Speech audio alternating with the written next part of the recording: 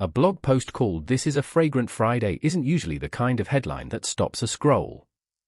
But when the actress who wrote it spends that same day in a violet gown for a hair care brand, tells a crowd she always eats one specific street snack when she's in town, and quietly moves her own drama's premiere 3 days earlier, the word fragrant stops being a throwaway phrase and starts looking like the connective tissue of an entire day's PR. This is Rabbit News Hallyu, and we're not here to tell you Tian Xiwei had a nice Friday.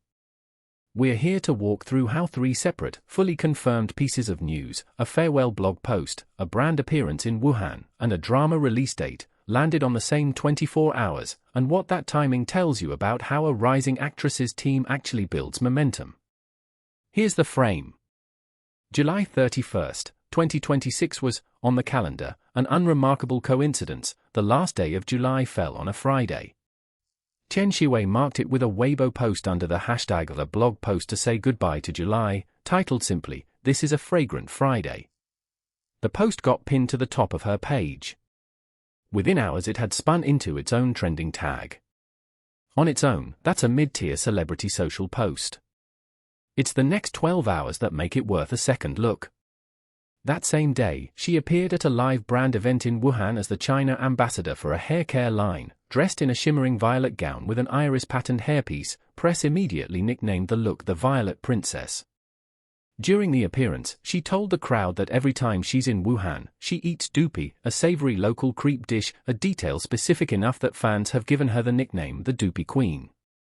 A clip of her leaving the venue picked up more than 3 million likes, with comments describing the whole vibe as, in their words, fragrant.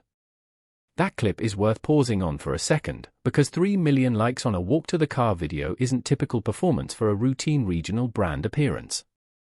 It's the kind of number usually reserved for a red carpet moment or a comeback stage.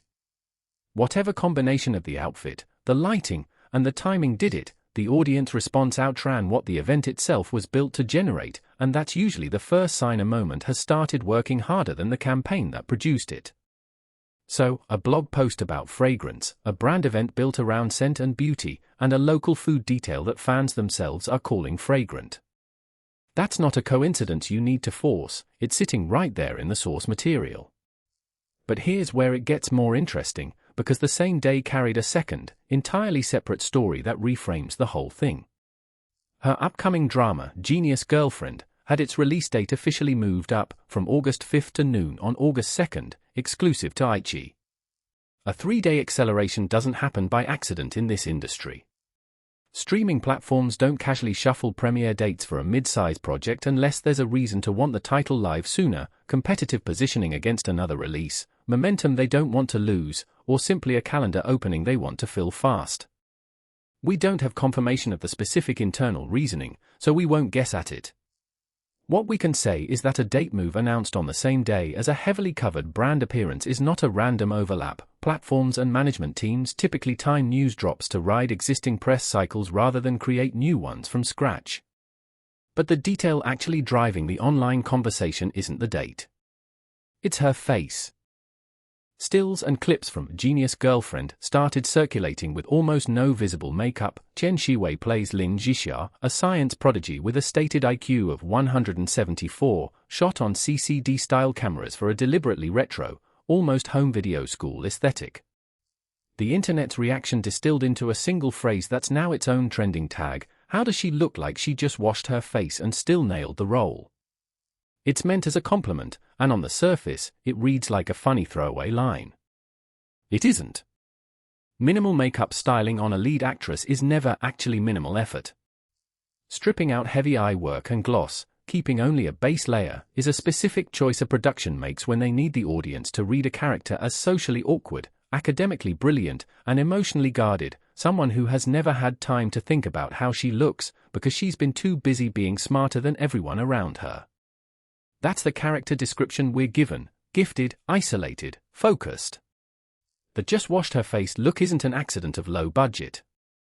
It's shorthand the production is using to sell authenticity before a single line of dialogue is spoken. The camera choice reinforces the same idea from a different angle.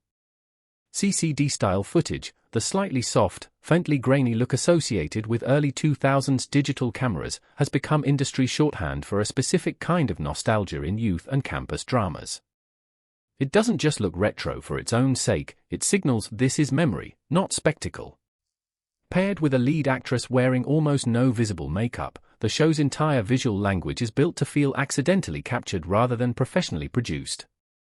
That's a technical decision as much as a beauty one, and it rarely comes up in the same conversation as the makeup choice, even though the two are clearly working toward the same effect. And that's the part worth sitting with for a second, because it also marks a shift for Tian Xiwei specifically. Her earlier public image leaned toward the conventional sweet girl Elaine, polished, approachable, safe. A role built around looking deliberately undone is a departure from that lane, whether or not it was framed that way internally. Actors and their teams don't take image risks like this without weighing what it does to how they're perceived going forward. Whether this becomes a lasting pivot toward more layered, less decorative roles, or a one-project experiment, isn't something the material in front of us can answer yet, but the choice itself is a data point worth logging. Here's the detail most coverage is skipping past entirely, though state-affiliated outlets picked this up too. CCTV's entertainment desk amplified the washed-face trend, which is a notably higher tier of pickup than a standard fan-driven meme usually gets. That's not something that happens for every minor drama promotion moment. It suggests the styling choice, or at least the online reaction to it, read as genuinely newsworthy beyond the fandom bubble, which is a meaningfully different outcome than a marketing team simply hoping a hashtag would trend. There's a quieter layer to why the meme spread the way it did, too. Beyond the joke about her skin, a lot of the commentary settled into something closer to nostalgia, viewers describing the look as a reminder of their own younger selves, sincere, a little guarded, but still hopeful. That's not a reaction a production can fully script. Costume and makeup design can set the conditions for it, but whether an audience actually projects their own memories onto a fictional science prodigy is closer to a coin flip than a guarantee. When it lands, it tends to travel further and last longer than a purely visual compliment, which may be why this clip is still circulating days later instead of fading with the usual promotional cycle. Put those three threads together, the blog post, the brand appearance, and the drama's accelerated release, and you get less of a coincidence and more of a coordinated press day. None of this requires assuming a secret plan or an undisclosed negotiation behind it. The public record alone shows a team stacking a farewell to July post, a brand ambassador appearance, and a drama date announcement into the same 24-hour window, all under a loosely shared theme of fragrance that fans latched onto without needing to be told to.